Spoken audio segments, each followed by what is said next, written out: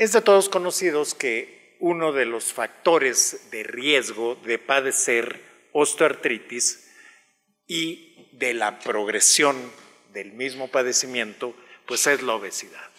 Y desde luego, todos hemos aprendido que es la carga biomecánica, esas fuerzas anormales que se están ejerciendo sobre las articulaciones, las que son responsables del daño al cartílago articular.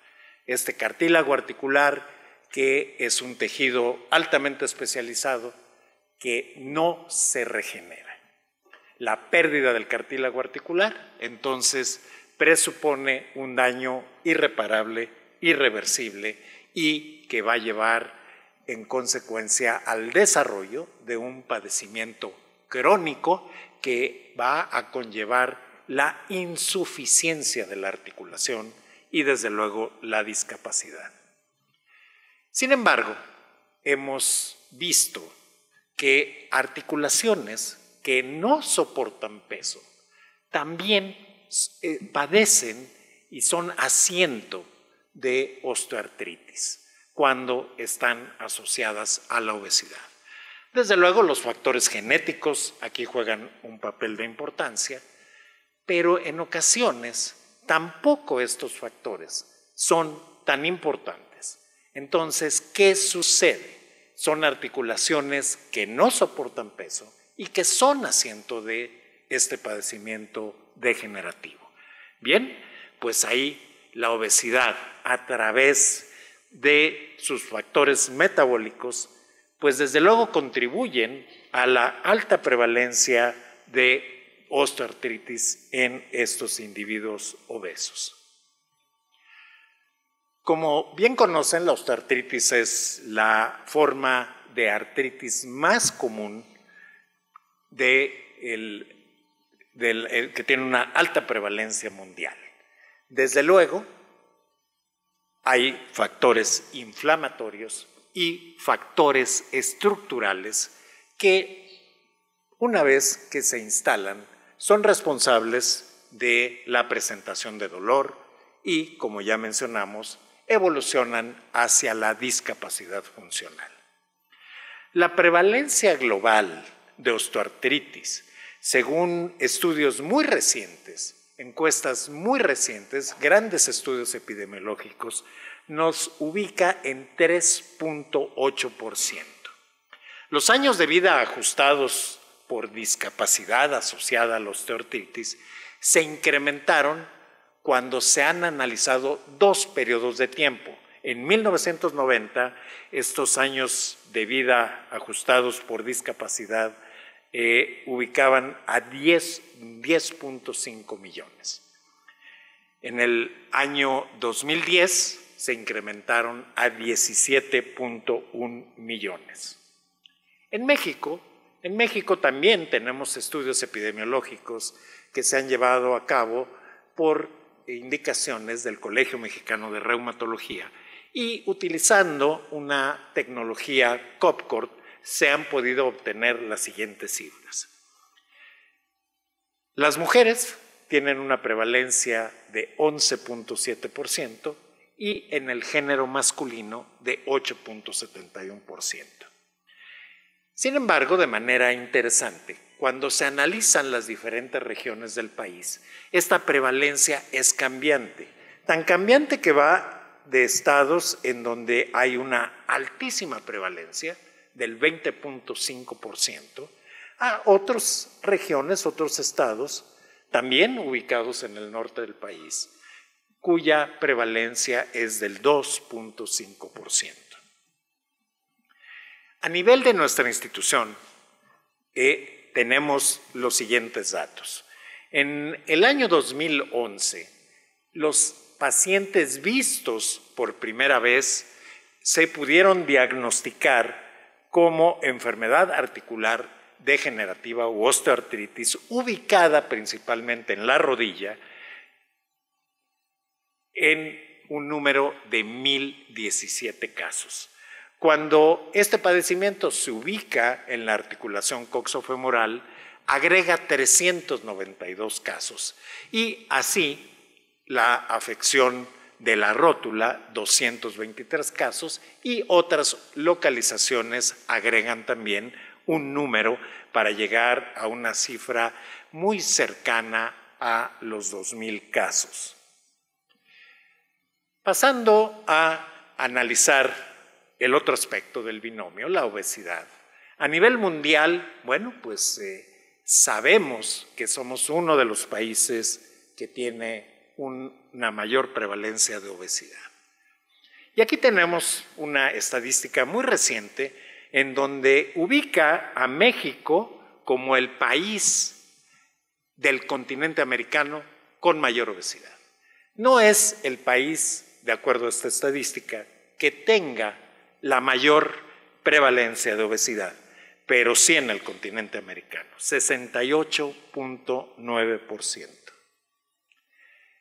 Analizando en México por género, la prevalencia es de manera importante y prevalente en el género femenino, en donde llega hasta el 84% de la población en el grupo etario de 50 a 54 años.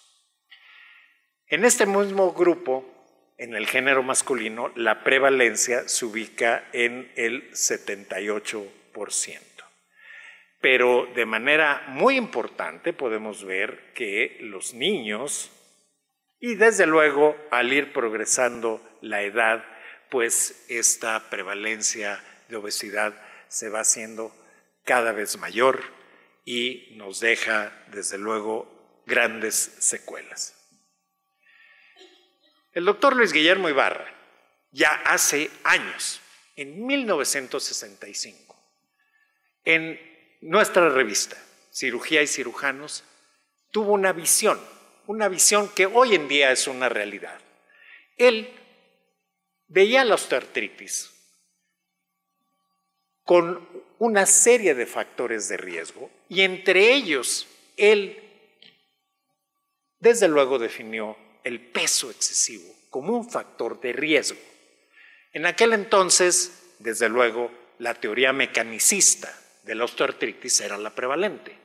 Hoy en día sabemos que no nada más es esa, pero el doctor, con esa visión preclara que le caracteriza, ha ubicado a la osteoartritis también como alteraciones metabólicas ya en el año 1965. Entonces, hoy en día tenemos diversos factores que inciden sobre este padecimiento. Desde luego, los factores mecánicos que ya hemos analizado, los factores genéticos que sin duda juegan un papel preponderante, los factores inflamatorios que hoy en día son preponderantes y juegan un factor importante, no el más importante, pero desde luego su presencia es fundamental para llegar a la senescencia del condrocito, esta senescencia condral. Este esquema complejo nos hace ver este cambio en el paradigma y nos coloca en una nueva situación. Desde luego tenemos factores de degradación del cartílago articular que van a interactuar de manera dinámica para provocar un estado de inflamación de grado menor e interactúan desde luego con la membrana sinovial y aquí diferentes mecanismos inmunológicos y proinflamatorios juegan un papel preponderante. Desde luego tenemos representado a los linfocitos B, a los linfocitos T, a las moléculas de adhesión celular y a diversos factores proinflamatorios que están mediando esta respuesta dentro de la articulación. Y dentro de estos factores proinflamatorios se destaca recientemente a las adipocinas. Adicionalmente, al estrés oxidante. Estos factores son directamente los responsables de este componente inflamatorio que existe en la osteoartritis y no nada más el componente mecánico. Aquí tenemos en este esquema también un poco complejo a la obesidad. La obesidad como uno de los actores fundamentales, uno de los actores preponderantes en el desarrollo de la osteoartritis. Este incremento en el tejido adiposo, en la cantidad de células, en la cantidad de adipocitos, va a conllevar la producción, desde luego, de estas citocinas que denominamos adipocinas.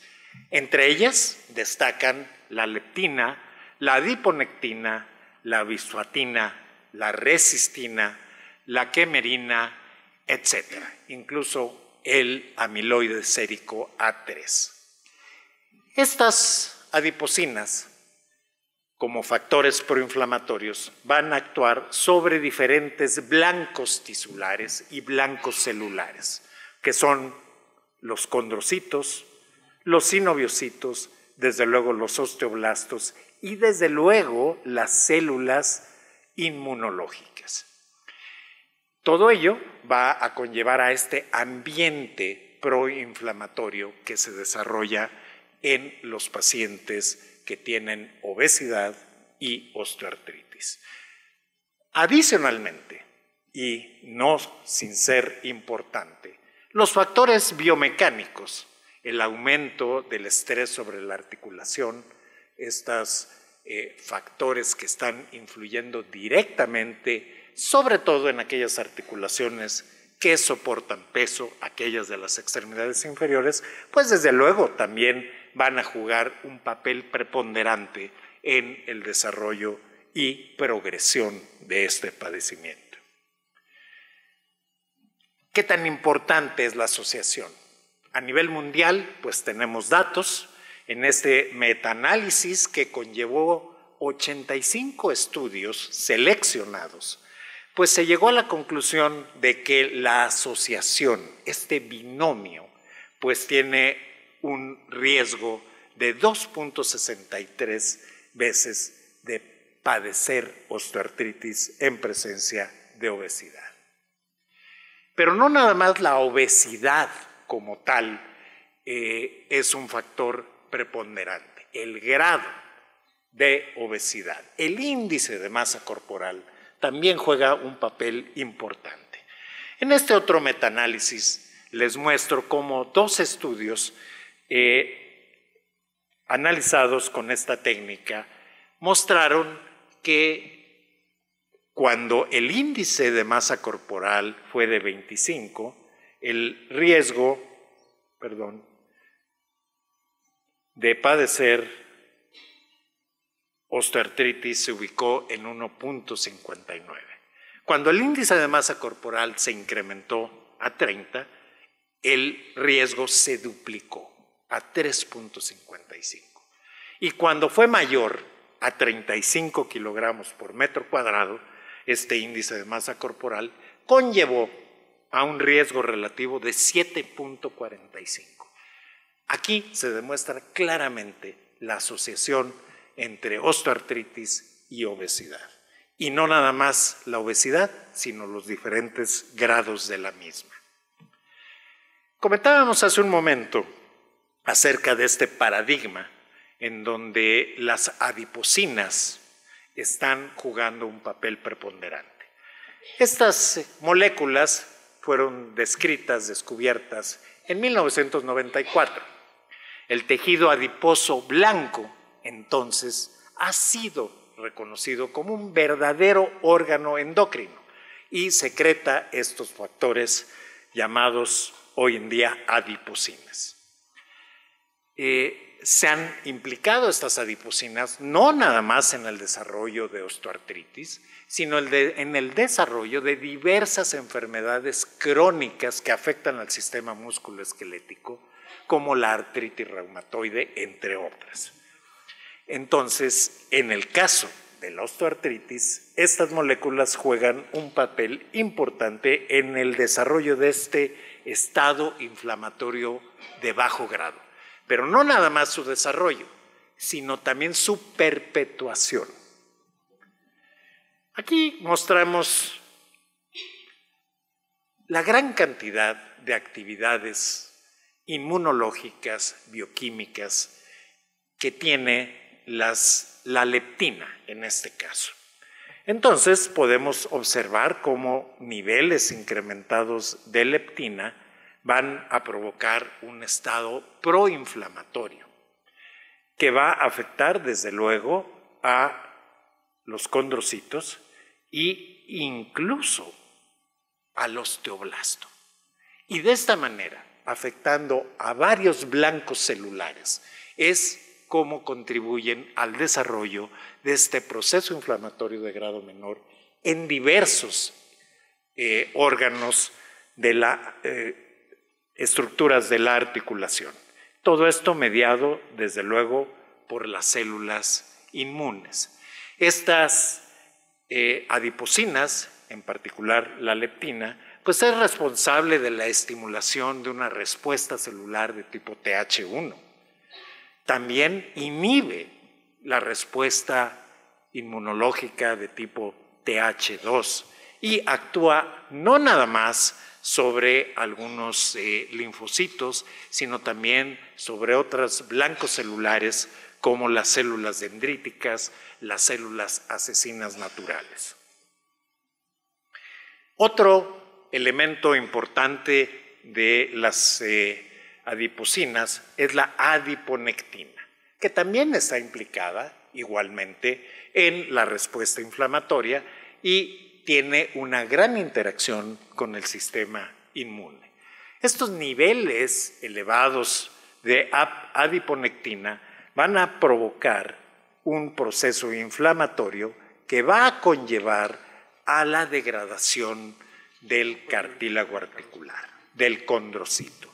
Y esto mediado por diferentes sistemas alterados, sistemas bioquímicos y celulares alterados. Por otro lado, esta adiponectina también va a interactuar con los fibroblastos de la membrana sinovial y va a producir una serie de sustancias que van a provocar también inflamación sinovial y adicionalmente van a tener una alteración en este sistema inmune. Bien, pues yo con esto quisiera concluir comentando para ustedes que este tejido adiposo que está presente en un exceso en los diferentes estados de sobrepeso y obesidad, lo debemos ver como un órgano secretor, un órgano activo que contribuye desde luego a diferentes respuestas inflamatorias. Y una de las principales es la disfunción endotelial. Y todo esto está mediado por estas moléculas denominadas adipocinas. Entonces, estas moléculas, en particular la leptina, la adiponectina, la resistina, juegan un papel importante, decisivo en el desarrollo y en la progresión de la osteoartritis. Desde luego, las intervenciones oportunas, de manera preventiva y de manera terapéutica en las personas afectadas por obesidad, pues desde luego se hacen necesarias, sobre todo en aquellas que tienen algunos otros factores de riesgo para desarrollar osteoartritis. Aquí hemos analizado solo dos, pero puede haber muchos más factores de riesgo que están incidiendo sobre estas personas afectadas por obesidad y osteoartritis. Estos blancos moleculares, desde luego, pueden constituirse hoy en día como biomarcadores. Si hay mucho trabajo en investigación acerca de los mismos, ver a estas moléculas como biomarcadores. Y desde luego, algo muy importante de lo cual ya tenemos hoy en día algunas esperanzas, moléculas en desarrollo, pues estas constituyen un nuevo blanco terapéutico en la osteoartritis, y no nada más en la osteoartritis, sino en los diferentes padecimientos en donde juegan un papel fisiopatogénico importante. Hoy en día estamos en espera de tratamientos más efectivos para combatir la osteoartritis y desde luego también medidas importantes para prevenir y combatir la obesidad. Pues muchas gracias por su atención.